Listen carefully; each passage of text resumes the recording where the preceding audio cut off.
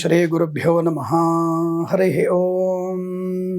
ఆపదామపహర్తారం దాతారం సర్వసంపదాం లోకాభిరామం శ్రీరాం భూయో భూయో నమామ్యహం. అందరికీ నమస్కారం. ఈరోజు మనం దాదాపుగా ఉగాది పంచాంగ శ్రవణం అంటే 12 రాసుల వారికి ఉన్నటువంటి ఈ యొక్క శ్రీ పరాభవనామ సంవత్సరంలో ఉన్నటువంటి గోచార ఫలితాలు మీకు చెప్పే ప్రయత్నం చేస్తాను. ముందుగా మీకు ఒక విషయం ఏంటంటే, గోచార ఫలితాలు 40 నుంచి 50% వరకు మాత్రమే స్వీకరించాలి.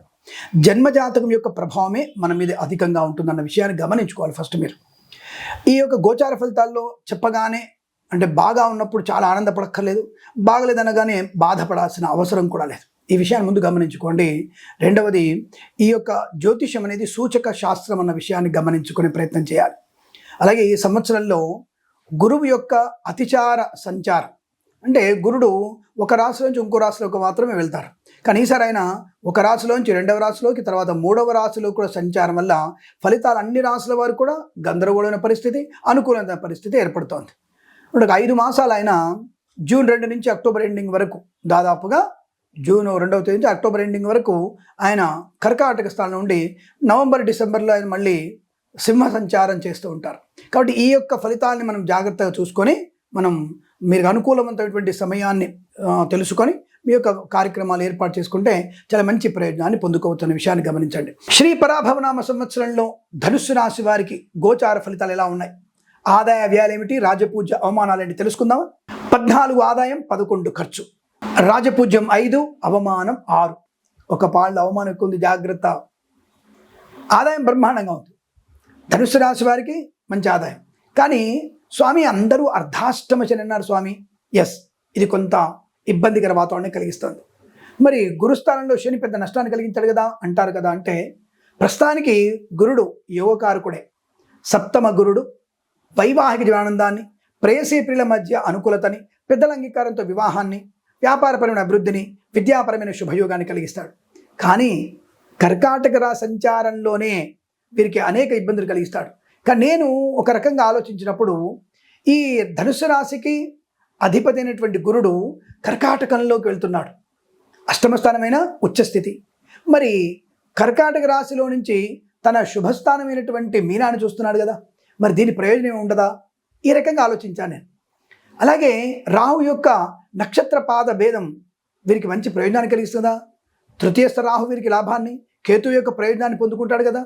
మరి ఈ విషయంలో మీకు నెగిటివ్ ఫలితాలు ఎందుకు వచ్చాయి అంటే, రాహు కొన్నిసార్లు అతిక్రమణ అంటే మనకంటే ఓవర్ ఎక్స్పెక్టేషన్, ఓవర్ థింకింగ్ కలిగిస్తాడు. మన యొక్క బుద్ధిని, మన యొక్క చైతన్యాన్ని దాని ఏమంటారంటే ఓవర్లోడ్ అంటారు, లేదంటే మనం బండి స్టార్ట్ అవ్వడం అంటారు కదా, మనకి పెట్రోల్ ఎక్కువైపోయి ఎన్నిసార్లు కిక్ కొడితే కానీ స్టార్ట్ అవ్వదు అది. కాబట్టి అలా ఓవర్ అయిపోవడం వల్ల అప్పుడప్పుడు వీరు అవమానమే పెనుభారం అయి ఉంటుంది. వీరికి జాగ్రత్తగా ఉండాలి.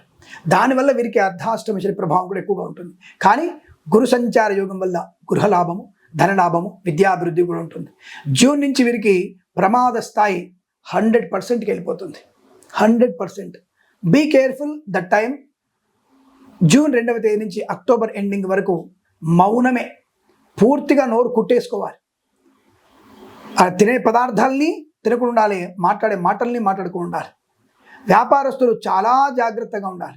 ఎట్టి పరిస్థితులు కూడా మీరు జూన్ లోపలనే కొత్త వ్యాపారం ప్రారంభం చేయండి, మీ ఎక్స్టెన్షన్ చేయండి, ఇంకోటి చేయండి, వ్యాపారాన్ని మార్చుకోండి, ఉద్యోగ మార్పు కోసం ప్రయత్నం చేయండి, కొత్త ఉద్యోగాన్ని పొందుకోండి, విద్యలో పూర్తి చేసుకోండి, IELTS, JEE లాంటి పరీక్షలు పూర్తి చేసుకోండి, బాగుంటుంది. జూన్ టు అక్టోబర్ వరకు స్తబ్దత, ఏమాత్రం పనులు ముందుకు సాగవు. ముఖ్యంగా ఈ కాంట్రాక్టర్లకి, ఈ రియల్ ఎస్టేట్ వ్యాపారంలో స్తబ్దత ఏర్పడుతోంది. రాజకీయ నాయకులకి సుముఖత లేదు. రాజకీయ నాయకులకి పూర్తిగా ఈ యొక్క రియల్ ఎస్టేట్ మీద పూర్తి ఫోకస్ చేయాలనే ఆలోచన ఎక్కడ లేదు. దానివల్ల నిష్ప్రయోజనాన్ని పొందుకుంటారు.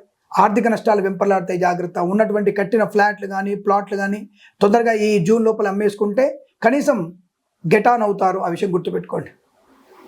బడ్డెన్ తగ్గుతుంది. జూన్ తర్వాత నష్టాలే. పోనీ స్వామి, మరి గురుడు సింహరాశి సంచారం వల్ల ప్రయోజనం ఉండదా అంటే ఉంటుంది. ఆ 2 నెలల్లో కూడా మీకు కొంత జరిగిన నష్టాన్ని పూడ్చుకోవడం తప్ప అధిక లాభం ఏం రాదుగా. అందుకని ధనుస్సు రాశి వారికి కొద్దిగా కష్టం వచ్చింది. కానీ రాహుకేతుల వల్ల రుణపీడా పరిహారం, నూతన గృహయోగం, సంతాన యోగం, కుటుంబ సౌఖ్యం, అనుకూల దాంపత్య జీవనం, రోగనాశనం, రుణ విమోచన పొందుకునే అవకాశాలు ఉంటాయి. కాబట్టి సమయాన్ని జాగ్రత్తగా కాపాడుకోవాలి. మనం జూన్ టు అక్టోబర్ వరకు మాత్రమే ఏమాత్రం అనుకూలంగా లేదు. అక్కడ మీరు జాగ్రత్తగా అప్రమత్తంగా ఉండండి, ఆ విషయాన్ని గమనించుకోవాలి. తర్వాత మళ్ళీ ఫిబ్రవరి, మార్చి కూడా మీకు ప్రమాద హేతువే. 7 మాసాలు ఏమాత్రం అనుకూలంగా లేదు, జాగ్రత్త. వ్యాపారపరంగా చూసుకుంటే boutiques, beauty parlour, bamboo depot, బాణసంచి కర్మాగారం, టైల్ వ్యాపారం, ముద్రణాలయం, ఆటోమొబైల్, ఎలక్ట్రానిక్, ఎలక్ట్రికల్, విద్యాలయ, వ్యాయామ, చిట్ ఫండ్, ఫైనాన్స్ వ్యాపారం, చేనేత, వస్త్ర, దర్జీ పనిచేసే వారికి, పెట్రోలియం, బేకరీ, నూనె ఉత్పత్తులకి, ఈవెంట్ చేసేవారికి, రైతన్నలకి, పూలు పళ్ళు కూరగాయలు పండించే వారికి, సూపర్ మార్కెట్, కిరాణా వ్యాపారం డోరు కాస్త లాభవంతమైన స్థితి మీకు జూన్ వరకే ఉంది. ఆ తర్వాత మీకు నష్టాలు ఎక్కువగా ఉన్నాయి. మొదటి పంట బ్రహ్మాండంగా పడుతుంది, రెండవ పంట కాస్త నష్టం వచ్చే అవకాశం ఉంది. జాగ్రత్త, అప్రమత్తంగా ఉండండి. నల్ల నువ్వులు, తైదలు, సజ్జలు, అలాగే గోధుమలు, ఎర్ర పంట అంటే ఎర్ర కందిపప్పు లాంటిది, అలాగే పొద్దుతిరుగుడు పువ్వు, క్యాలీఫ్లవర్, టొమాటో, ఎండుమిర్చి అంటే మిర్చి పంట, ఇవి మీకు కొంత లాభాన్ని కలిగిస్తాయి. పత్తి కూడా కొంత లాభాన్ని కలిగించవచ్చు, ఎందుకంటే శనికారక పంట కాబట్టి లాభాన్ని కలిగిస్తుంది. తప్పకుండా ఆ పంటను కూడా మీరు వేసుకోవచ్చు, అనుకూలంగా ఉంటుంది. కానీ ప్రయాణాలు జూన్ లోపల ఏర్పాటు చేసుకోండి. జూన్ తర్వాత మీరు క్షేత్ర దర్శనం కానీ, విహారయాత్రలు కానీ, వినోదయాత్ర కానీ మీకు నష్టాన్ని కష్టాన్ని కలిగిస్తుంది. అప్రమత్తంగా ఉండండి. విద్యార్థులు జాగ్రత్తగా ఉండాలి. Share market, speculation, communities, crypto currency, bitcoins, లాటరీలు ఇవన్నీ కూడా మీకు జూన్ వరకు పర్వాలేదు. జూన్ తర్వాత మీకు నష్టం మళ్ళీ ఫిబ్రవరి, మార్చిలో లాభాన్ని కలిగిస్తుంది. అలాగే కన్స్ట్రక్షన్, రియల్ ఎస్టేట్, మద్యపాన, హోటల్ వ్యాపారంలో కూడా జాగ్రత్తగా ఉండే ప్రయత్నం చేయండి. తప్పకుండా వ్యాపార లాభం ఉంది, ఉన్నంతవరకు వ్యాపార లాభం. కుటుంబపరమైనటువంటి వ్యక్తులతో ముఖ్యంగా మీరు వారితోనే సహాయ సహకారాలు తీసుకోండి, బయట వాళ్ళని ఎక్కువ నమ్మకండి. విద్యార్థులు చాలా జాగ్రత్తగా ఉండే ప్రయత్నాన్ని చేయండి.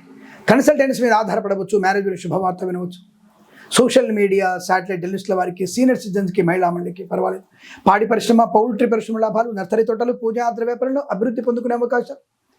సువర్ణ వజ్రాభరణ ప్రాప్తి ఉంటుంది. వివాహ యోగం ఉంది, సంతాన యోగం ఉంది, కోర్టు వద్ద సమస్యపోయే అవకాశాలు ఉన్నాయి. బట్ జూన్ టు అక్టోబర్ వరకే జాగ్రత్త. మిగతా సమయాల్లో కొంత అనుకూలమైనటువంటి శుభ ఫలితాల పరంపర పొందుకోవచ్చు. అలాగే ఎల్ఐసి, మెడికల్, గృహ నిర్మాణ జట్లకి, వైద్యులకి, వైద్య బృందాల వారికి, న్యాయవాదులకి, వేద పండితులు, పురోహితులు, బ్రాహ్మణత్వం, కులవృత్తుల వారికి, జ్యోతిష్య పండితులకి అనుకూలమైన శుభ ఫలితాలు ఉన్నాయి. కాస్త నిత్యము నిరంతరము సుందరకాండ పారాయణ, హనుమాన్ చాలీస పారాయణ, గురు దత్తాత్రేయ స్వామి చరిత్ర పారాయణం, భగవద్గీత పారాయణం చేసుకోవడం మీకు మంచి ప్రయోజనాన్ని, ఆనందాన్ని కలిగిస్తుంది. ఈ సంవత్సరం ప్రతి సంవత్సరం కూడా సమస్తమైనటువంటి శుభయోగాల పరంపర మాత్రమే పొందాలని కోరుకుంటూ సర్వే జన సుఖినో భవంతు. ప్రేమతో మీ కిరణ్ శర్మ.